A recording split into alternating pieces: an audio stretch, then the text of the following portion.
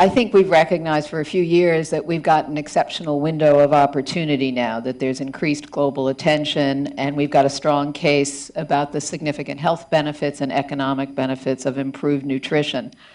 But I also think, as we talked about this morning, we need to change the narrative. It's not taking out the violins and what's the cost of malnutrition. It's the benefits from investing in malnutrition. And I think we need that lens shift as we talk about it.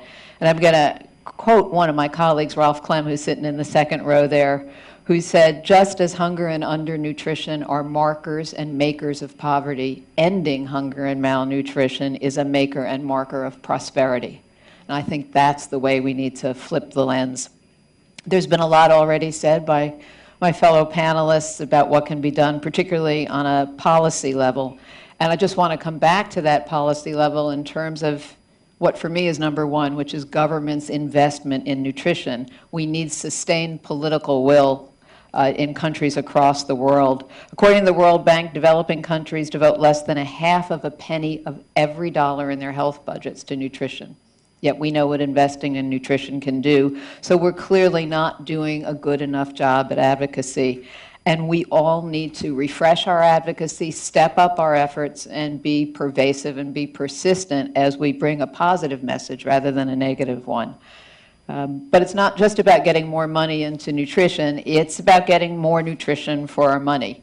There's been a lot of talk, more in the past year than in the earlier meetings today, about the national plans to address the determinants of malnutrition and hunger.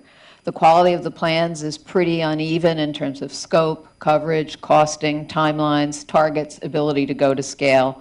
So we still need to invest in processes that will give us plans that are high quality, appropriately costed, relevant to their context, feasible, able to be scaled, and most important, that are truly actionable plans. So I don't want us to think phase one of SUN is over and we don't need to worry about that as much. We still need high quality plans. There's been a lot of talk today about those plans and the need to prioritize multi-sectoral investments and target vulnerable populations in a really comprehensive way rather than a patchwork kind of siloed way, as has been the habit.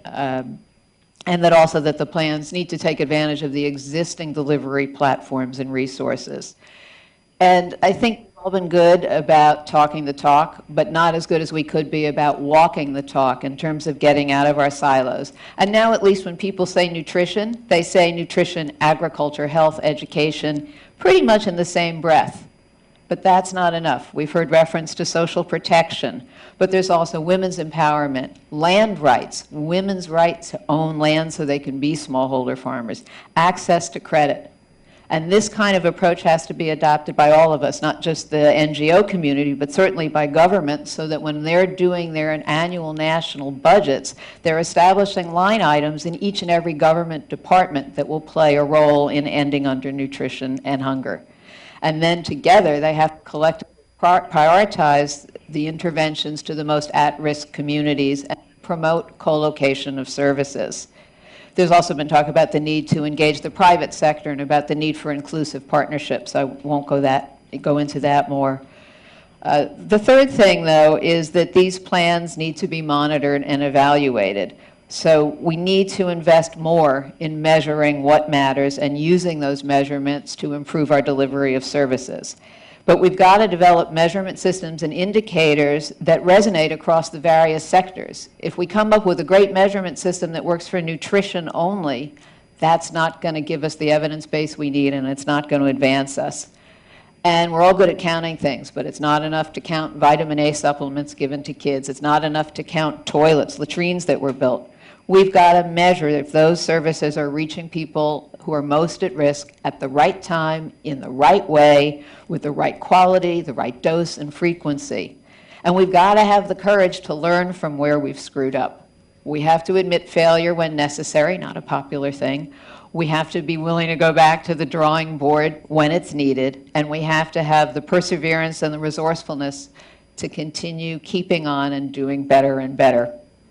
And we need to be accountable. The NGO sector needs to be accountable and promote accountability, but we also need to look towards community-led accountability systems.